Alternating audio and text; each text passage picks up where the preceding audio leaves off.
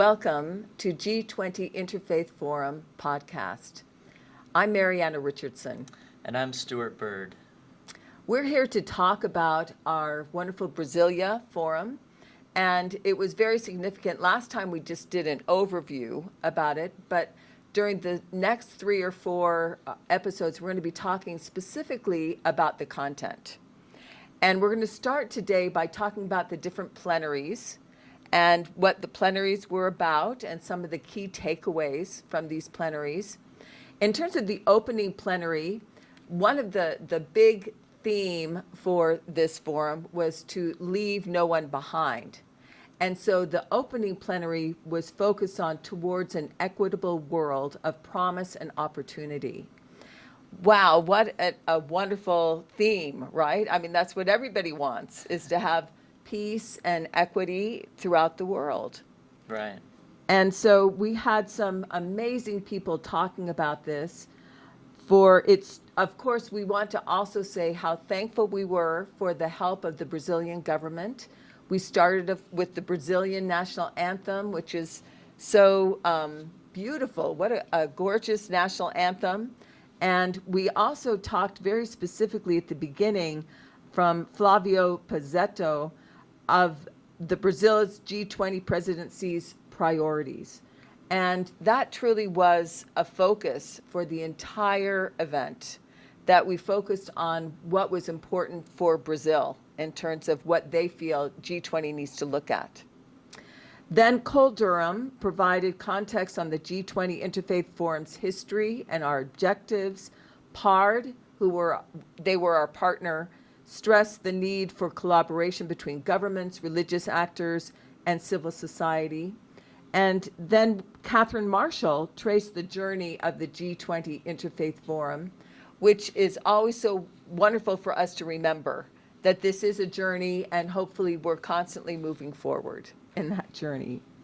The keynote address was by Mary Robinson, and it was a powerful call to action on climate change and global inequities. She emphasized the disproportionate impact of climate change on vulnerable populations and the urgent need for transformative action. Just as a quick quote, she said, "As my dear friend, the late Archbishop Desmond Tutu," and she did know him, so she got to say what he said, used to say, "I am a prisoner of hope. I know we can tackle the climate and nature crisis. Solutions are already underway, and we must support and accelerate them." Now, following this keynote address, we had religious leaders from all different religious persuasions offering perspectives from their respective traditions. And that was so powerful to have all of them up on stage. And then we also had a young Indigenous leader's perspective, Thaisa Silva da Costa. She spoke very passionately and eloquently about the importance of including Indigenous voices in our discussions on sustainability. For me, in terms of this opening plenary, some of the key takeaways was this urgent need for action when it comes to climate change and environmental protection, but also the role of education and ethical values and the commitment to leveraging faith networks for climate change and also social justice.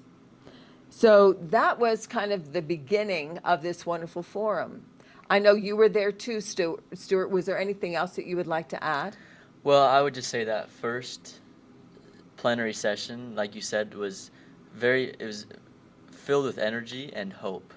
And all these leaders, all of these actionable people coming together and realizing, there's a lot of potential here. So, like you said, just filled with hope and really got people excited to start talking about these topics.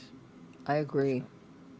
And our listeners who are listening to the podcast, they can actually go to our G20 Interfaith Forum YouTube channel, and right there they can watch the plenary one.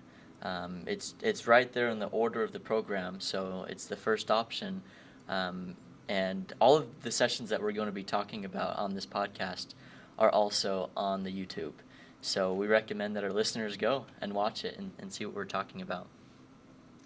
The second plenary was titled 2024 Imperatives and Interfaith Contributions. It began with Rodrigo Vitorino Sousa Alves, and he introduced the panel and kind of set the context for the discussion. David Beckman opened by emphasizing the need to revive progress against hunger and poverty as a foundational priority for faith leaders. And he also introduced the Global Alliance Against Hunger and Poverty, which is actually an initiative proposed by President Lula from Brazil and set to launch at the G20 summit. Eric Lecomte, he is from the Jubilee USA Network. He spoke, and he talked about 3 key areas where the G20 needs to take action. The first is debt relief. Second is sufficient economic aid to end poverty and protect the planet. And third is addressing climate finance. David Saperstein spoke in this plenary, and he provided a broader context for the interfaith efforts. And he talked about the fierce urgency of now, and stressed the unique moral voice that religious communities can bring to these issues. We also heard from Chief Dr. Doli Wura Zachariah, and he outlined several key areas where interfaith contributions are crucial, including peace building, promoting human rights, humanitarian efforts, public policy advocacy, and more. We had the privilege of hearing from Elsior Santana remotely. He spoke over Zoom, and he also focused on 3 interrelated issues: debt, climate finance, and global financial institutions. So some of the main takeaways from this session included the emphasis on the role of faith leaders in promoting peace and development, especially in Africa. The opportunity to leverage the 2025 Jubilee year for faith-based initiatives on economic and social justice. That was a unique perspective from Eric Lecomte. And then there's a common theme for a call for debt relief and the reform of global financial systems. Well, and I think that's so powerful. I do want to also do a shout out for the webinars that we're having. We're going to have a podcast on those webinars, but Eric Lecomte was also very much a part of those webinars that were on this idea of debt relief, which is so important, especially as we look forward to South Africa next year. So many of the African countries, this is something that they are in desperate need of. And so we must think about that. Plenary 3, I'm going to kind of put Plenary 3 and Plenary 4 together. Plenary 3 was very much on holistic well-being in a world of turmoil. And how powerful to be able to have this discussion. And it was Kushwant Singh was the one that opened the session and was the moderator for the session. And he highlighted the world's current state of turmoil. And he talked about the statistics of wealth inequality, poverty, armed conflicts, and refugee crises, and how can we deal with this? One of the powerful things that happened during this plenary, though, was Minister Marina Silva came, and we, like I said, we were so grateful for the Brazilian government in terms of their response to IF20, but also their willingness to be a part of our forum. Yeah. She delivered a powerful keynote address, and you can also read the full text of this on our website. But she emphasized the need for a paradigm shift in how we approach development and environmental issues. She stressed the importance of moving from a model of exploitation to one of cooperation with nature. And wow, what an important paradigm shift every country should do. Right. She highlighted Brazil's efforts to protect the Amazon and to promote sustainable development that is also positive rather than negative. When we talk about sustainable development, oftentimes the development becomes kind of a nasty word, but she's talking about sustainable development, something that we can sustain, that will be bring together the ability for humans to move forward, but also to not ruin our beautiful world as we're doing it. We also had, from the Buddhist perspective, this whole idea of well-being and emphasizing interconnectedness of all things. We also had Mindal Muñoz, who spoke about the indigenous perspectives, because this is something, when we talk about sustainable development, how important it is that we do become one with our environment, and that we're very aware of that. Dimon Singh, who is a Sikh perspective on well-being and spirituality, the importance of spiritual maturity and selfless service. He said, and I really liked his quote, "The well-being for all comes from spiritual maturity, the inner voice and the guidance. It motivates us to come out as a selfless service as well." And how important it is for us to really have selfless service to help other people, especially the vulnerable. I think this major recommendation that came out of here was the need to shift from linear, growth-centered economic models to more of a circular, holistic approach that considers the well-being of nature, humans, and animals, and how they interconnect together. And that was kind of the theme of that entire issue. Plenary 4 talked about the challenges of sustainability and peace for people and planet. And that's the reason why I'm putting these two together, is because both of them had this same kind of a theme. A lot of this group was also religious leaders, but Mary Robinson also opened the session by emphasizing the need to make peace with nature. Religion is no stranger to the concept of caring for our planet, as we heard this morning. Today, our planet is on a path of runaway climate change due to the rate of global warming. And let's not forget that this crisis is a profoundly unfair one. The most vulnerable, who have contributed the least to the problem, are already suffering the most. This disproportionate burden should outrage us, and we must transform outrage into action. Because if there's one thing you should take away from this speech, it is that however devastating this crisis is, we are not helpless against it, far from it. Indigenous peoples speak of the seventh generation principle, which invites us to think of the decisions we take today and whether they will result in a sustainable world 7 generations in the future. So how can we make the right decisions today? We need better representation of women, youth, LGBTI communities, indigenous peoples, and marginalized groups in the decision-making process.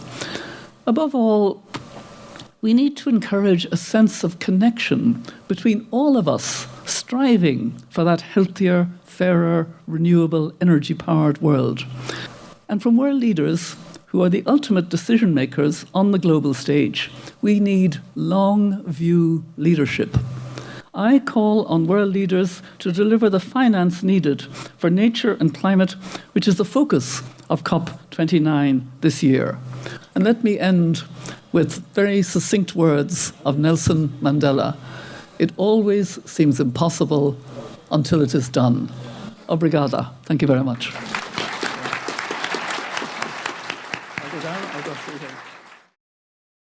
She shared a personal experience from a scientific expedition to Greenland, where she witnessed the rapid melting of glaciers. And she stressed the importance of understanding our interconnectedness with nature and the role of faith communities in addressing climate challenges. And I loved Mary Robinson, especially as she talked about herself as an angry granny about some of these issues. And I, since I'm a grandma too, I do understand, this understanding that Mary Robinson has because of her years of experience in this area of climate change, saying, look, I've seen it in all the years that I've been alive, and how important it is that we deal with it in a positive way. Elder Ulysses Suarez emphasized the importance of spiritual values in addressing global challenges. He stated, "We need to recover collective dignity as a species, and this collective dignity has to do with how we behave in daily life, but also how we honor our ancestors and honor the future." And Elder Suarez highlighted the church's efforts in providing sustainable solutions for communities worldwide, especially water and food security in many of the projects they've done in Africa. We also had Paul Washa Kekar presented statistics on conflicts related to climate change and resource scarcity, which is something that is becoming more and more a problem throughout the world. And then Rabbi Abraham Skorka provided an historical perspective on humanity's relationship with nature, drawing upon both Jewish and Christian traditions. And he emphasized the importance of interfaith dialogue on these issues. Then Esben Lundy Larson, who has done a lot in terms of government, he gave some personal anecdotes to illustrate sustainable living practices, including the example of his grandmother's lifestyle. And I do think we can learn a lot from people's lifestyles in terms of how we can improve our own lifestyle. And then Carlos Vicente highlighted the work of the Interfaith Rainforest Initiative in Brazil and the importance of preserving indigenous knowledge and practices, especially as we talk about environmental conservation efforts.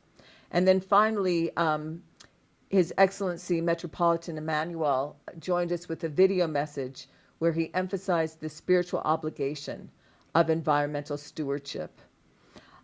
I think the key recommendation from this was the need for this paradigm shift in how we approach development and environmental issues, moving from exploitation to cooperation, which was kind of similar between both Plenary 3 and 4. Yes, and what a great environment and place to coordinate that cooperation at this forum. The fifth plenary was titled "Leaving No One Behind," which was the theme of the conference, and it started with Bonnie Dugal, who is from the United Nations for the Baha'i International Community, and she just set the stage by saying we need to make concrete action out of these ideas. Bruno Tejera emphasized the importance of democratic principles and social inclusion. Sharon Eubank, who is the Director of Humanitarian Services at the Church of Jesus Christ of Latter-day Saints, outlined 4 commitments of the Church of Jesus Christ of Latter-day Saints in humanitarian work, which included non-extractive relationships, connecting faith actors to government, bringing their own resources to the table, and funding coalitions. Kevin Highland, a very actionable figure in fighting against human trafficking, focused on the intersection of faith and crime. He called for a significant investment from G20 countries to build infrastructure against human trafficking. Mustafa Ali, he announced an upcoming forum in Abu Dhabi, which will be focused on interfaith cooperation to build a hopeful world for children. So his focus was on children. He emphasized the failure of states to protect children in conflict zones especially. We heard from Nelson Arns Newman, who discussed their community-based approach to supporting vulnerable families and children. We also heard from Isabela de Oliveira Massau from the UNHCR Brazil, who talked about the challenges faced by refugees and the need for community support there. Ibrahim Rasool, he provided a provocative perspective, which is challenging religious communities to examine their own roles in perpetuating or combating systemic injustices. So really asking the religions to do a search and see how they are doing with promoting justice. There was something else that Ibrahim Rasool did is he said, "We, the middle ground, are often found ambiguous and fearful, tentative, boring, and unimaginative, the victims of politics rather than the agents of the new future that we look for." That was a very strong statement. And yet I can kind of understand what he's saying. You know, this is the challenge of religious leaders, to see what we can do to really make a difference. Right. What can you do? So the main takeaways from this included Kevin Hyland's call for G20 countries to invest $30 billion by 2030 in infrastructure to combat human trafficking. Talk about a specific, actionable call. That right there is very specific. And other takeaways included the need for better implementation of existing policies and international agreements, and then a focus on the youth and children, to take care of those who are most vulnerable, and to leave no one behind. Well, and our next plenary is very much about children, but also each one of us, and that's modeling diversity and inclusion through understanding and education.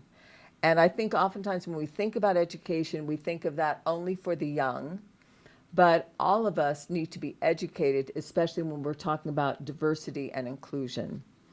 This plenary began with Catherine Marshall welcoming attendees and introducing, this whole concept.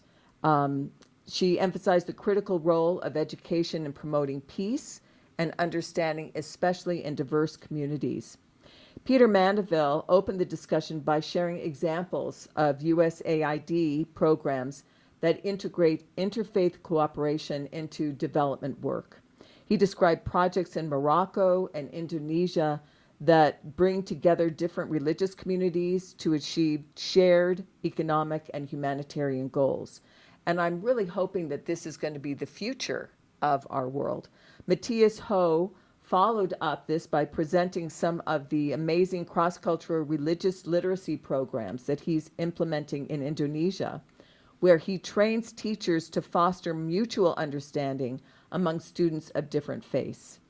And then Alexander Brazil Carvalho de Fonseca discussed Brazil's efforts to promote diversity and inclusion in higher education.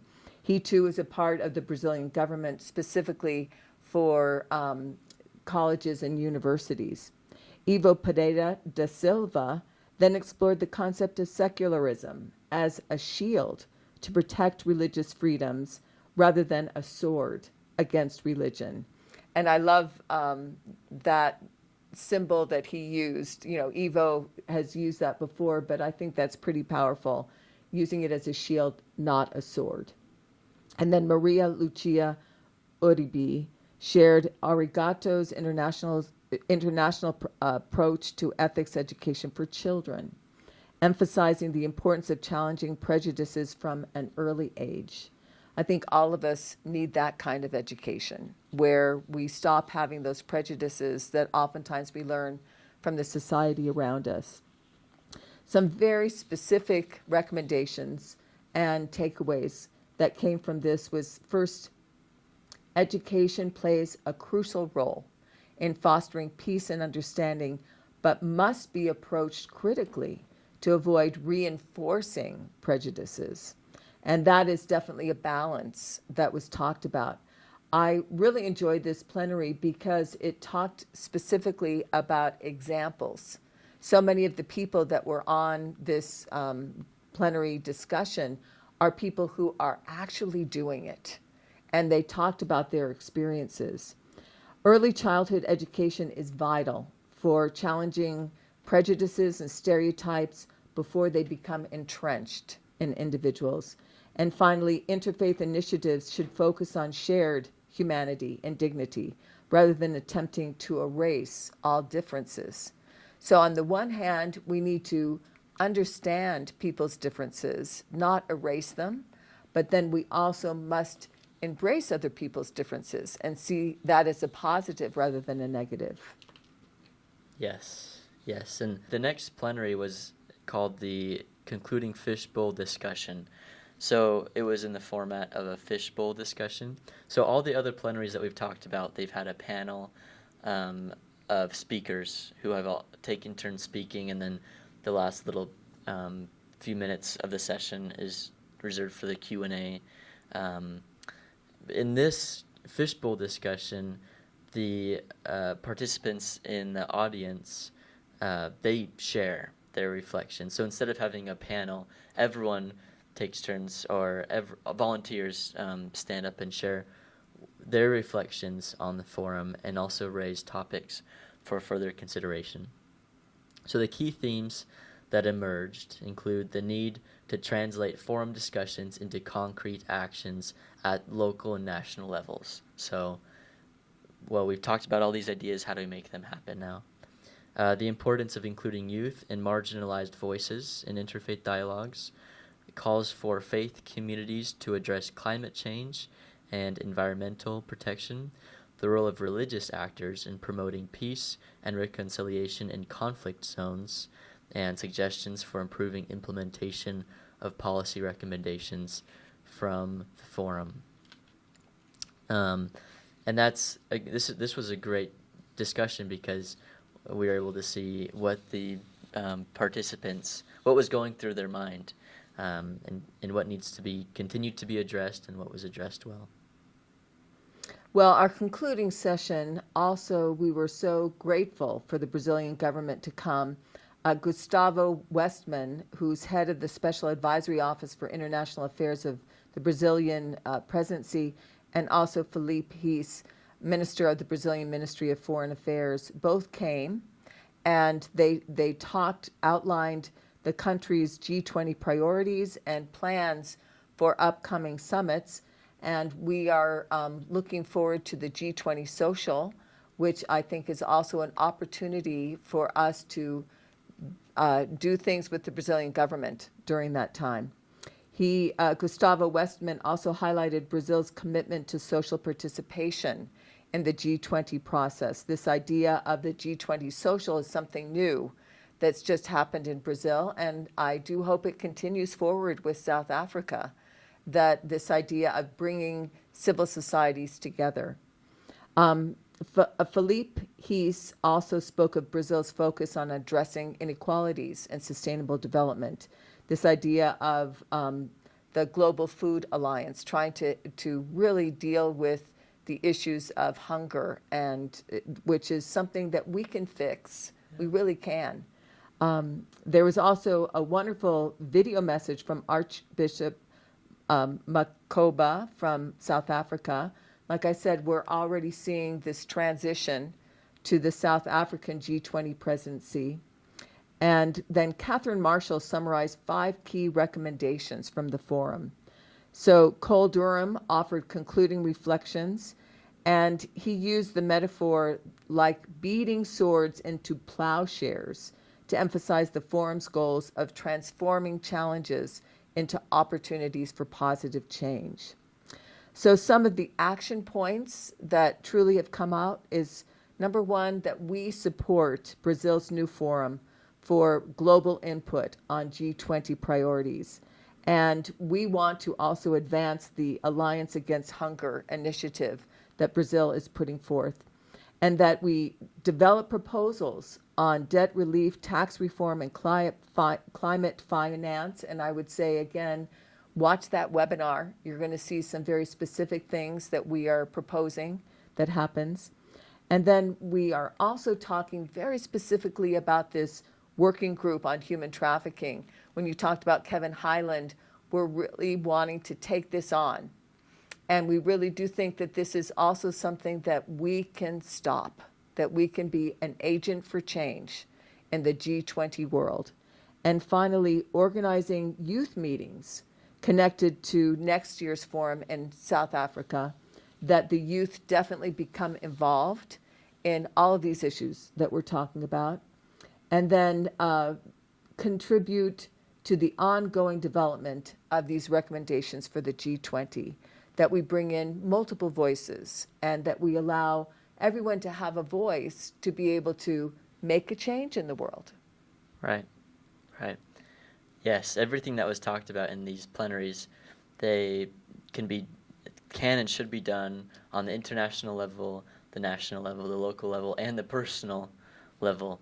And so, yeah, for all of our listeners, I recommend that you go to the YouTube channel, watch these, watch the webinars that will be done on these topics, and then the synopsis of all of the sessions are on our website. And so all of this can be researched and looked into.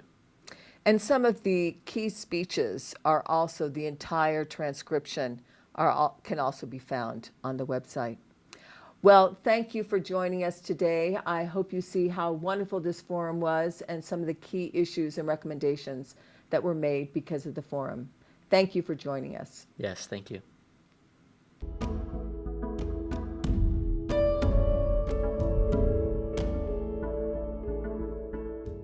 The podcast provides information and discussions on the G20 Interfaith Forum, but the views expressed are those of the individuals involved and not necessarily the official stance of the forum.